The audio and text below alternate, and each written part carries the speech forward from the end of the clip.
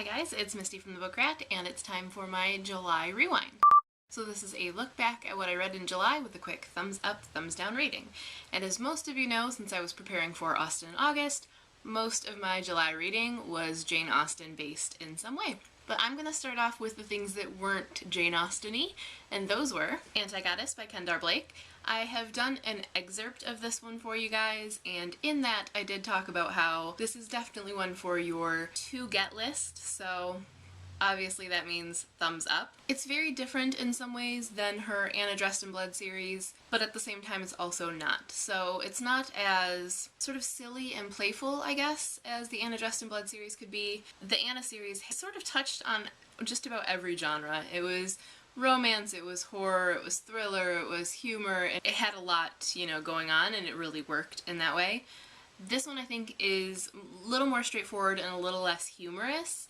Not to say that there aren't funny bits, but it's missing some of that light tone or that playful tone that the Anna series had.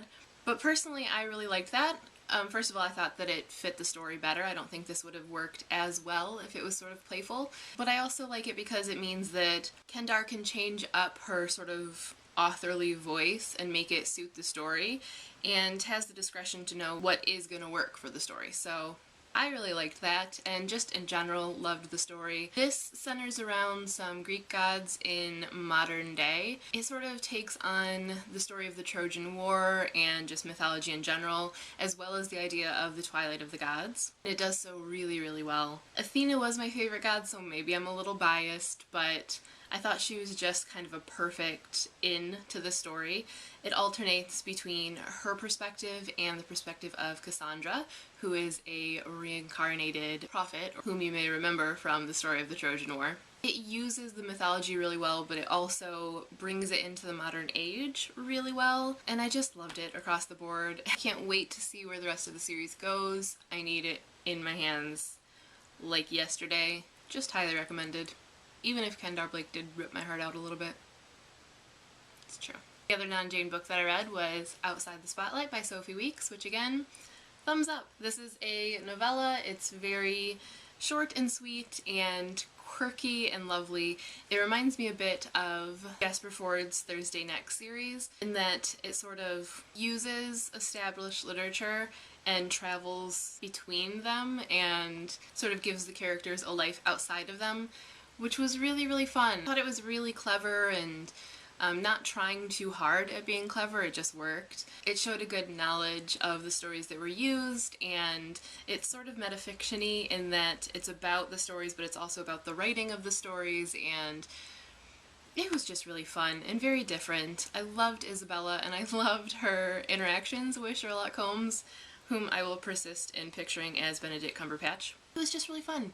And I mean, as short as it is, if you're looking for something like this or something just kind of fun and different, you can't go wrong because it's not like it's gonna take up much of your time. It's an easy one-sitting read. So my review of this will be up soon, but I definitely liked it.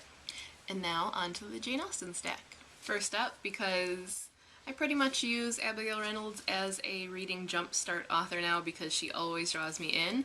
I read Impulse and Initiative, which has another name now, and I can't remember it, but I'll put it right here. I bought this one recently, and I wasn't sure whether I had read it before, but I was thinking that if I did, I didn't really like it. Now, I'm going to talk about that a bit, because yes, I had read this one before, and I don't think I did like it when I read it, but that was when I was much younger, and it was my first foray into Jane Austen fanfiction, and everything was still fresh for me and still sacred, and you just don't mess with the characters type of thing. So I don't know why I was even trying to read fanfiction at that time. Everything was set up to fail, basically. She took liberties, and I was like, no. Oh no, you didn't. Now, having gotten more used to it and liking to explore all those different paths, she's actually one of my favorite Austen fanfiction writers. I really like that she just chooses a moment or chooses a question of what if, and then explores that and tries to really go down another potential path.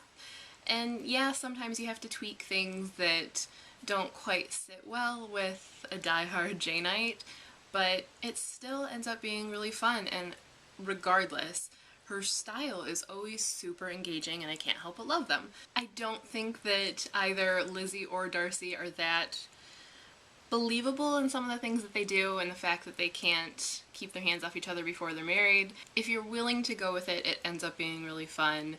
And if you're looking for like a steamy Jane Austen retelling, it definitely has that in spades. It works, and it's fun, and it's super fast read, and she keeps me up until all hours of the night because it's just compulsively readable. So I take back what I said before. I may not have liked this in the beginning because I was still a stick in the mud about the whole thing, but I do like it now. Not my favorite work of hers, but still definitely a thumbs up.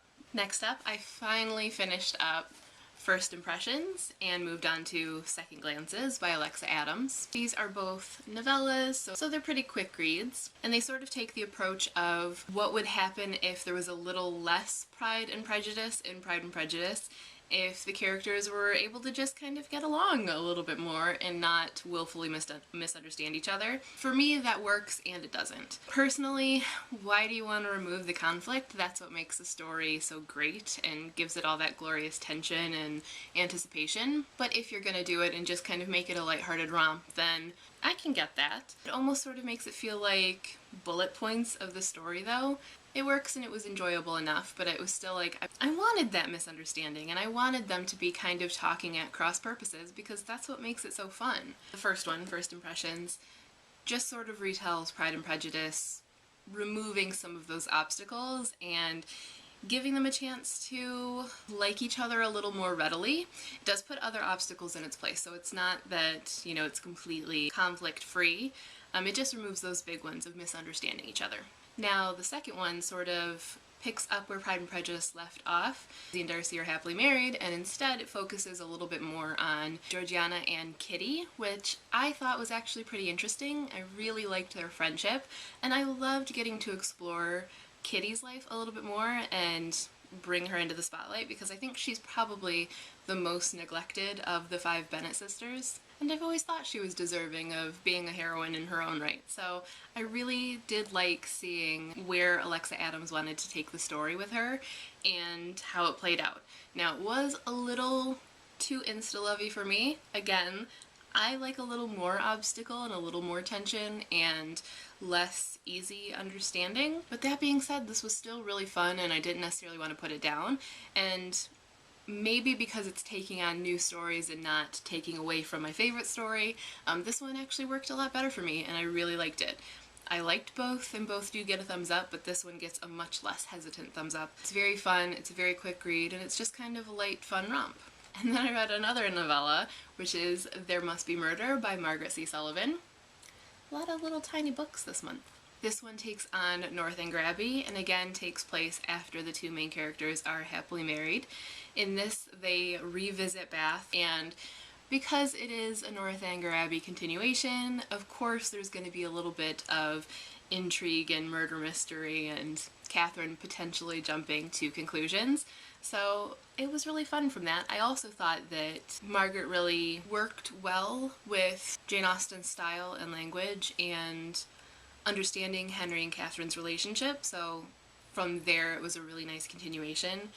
I would have liked a little bit more development to the ending. It was a little bit abrupt as far as the mystery was concerned, but the story itself wasn't abrupt, if that makes sense. The mystery part of it dropped off, and though I understand why and it's solved, it still could have dealt with a little bit of discussion or a little bit of something just to kind of finish it off. That being said, again, another really quick read, really fun. It's not really a full story in itself, it's more like this little vignette, this little episode in their life, and it's just kind of sweet and charming as that, so for me, that worked. And the last book that I finished in July was Yours Affectionately, Jane Austen by Sally Smith O'Rourke. This does get a thumbs up, but it's kind of a little more hesitant. However, I have to give a little bit of a disclaimer. This is the second book in a series, and I thought that they were not dependent on each other, that they were just kind of interconnected standalones. And though I think maybe they are or are meant to be, this one is much more dependent on the first book than I realized, and I have not read the first book. So I was kind of plunged in, and all of the romance in these 2 main characters getting to know each other had already happened, so I was kind of deprived of that. And because of that, their romance never really worked for me. However, this is actually 3 stories interconnected, and the other 2 stories really did work for me. One followed Jane Austen, and one followed a man named Simmons, who was a stable boy for Jane Austen. And then the third storyline that didn't quite work as much followed modern-day Darcy and Eliza Knight as they fall in insta-love. I thought Simmons was actually the strongest, which is bizarre because when the story started I thought his were going to be the ones that I wanted to skim past because why do I care about this stable boy? But no, it actually really worked, and I loved his reaction to the modern world because this is a time slip story, so everyone's kind of moving back and forth. I thought Jane's was sort of the next tier down. It worked for me, but I did have some objections to, believability as Jane Austen, but it worked, and it sort of cherry-picked quotes from her life and put them as actual words in her mouth and tried to keep her authentic, so I did like that. Eventually, the Fitz and Eliza story worked for me once I had enough time to get to know them, but all told, by the end of this, when they're like passionately in love, they've only known each other for 10 days. And when the book starts, they've only known each other for 2 and are all already calling each other the love of their lives. So that didn't work for me, and that will never work for me, even if I had read the first book and got to experience their 2 days of knowing each other, probably still wouldn't have worked for me. But from the time slip aspects and the idea of Jane Austen's scholarship and things like that, kind of in the way that A.S. Byatt's Possession works as a story, this one worked. If you've read the first book or you're curious to see how this sort of Jane Austen time slip works, I would recommend it. But I'm also in the middle of 2 other Jane Austen books, which are Among the Janeites and Mansfield Park. Mansfield Park, of course, being the only one that Jane actually wrote. This is the read-along for this year's Austen in August, so I started early so that I could get to work on the sort of response questions and things like that I'll be writing for the read-along. My beautiful, heavy, heavy copy. It's so dense. And then Among the Janeites is a non-fiction book that takes a look at the Jane Austen fandom. I'm not very far in, but I do like it so far, and it promises to be pretty interesting and illuminating. I'm sure I'm going to see myself and my obsession reflected in this. And I just love this cover. It's so adorable. Look at all the little Janes on the back. That is what I read in July. I definitely forgot to mention when I was recording my rewind that I also read the Immortal Highlander, I think it was called, by Karen Marie Moning, because I was just in the mood for her writing and didn't want to reread something that I own by her. It was like super late at night, and so I decided to look on my local library site and see what they had for ebooks for her, and they had the Immortal Highlander. I had no idea what number it was. It was number 6. I'm not really too concerned about reading that series in order anyway, so I went ahead and downloaded that and read it, and it does get a thumbs up, as all of her books do. There's something in her stories that I both hate and love, and that's the men. They are very alpha male, and I hate them until eventually I love them. She does bring them around and give them redeeming qualities, though there's still not anyone I would ever actually want to meet, I don't think. They're interesting. They make for an interesting read, so yeah. Snuck in one of the Highlander books. But that really is all. That's everything I read.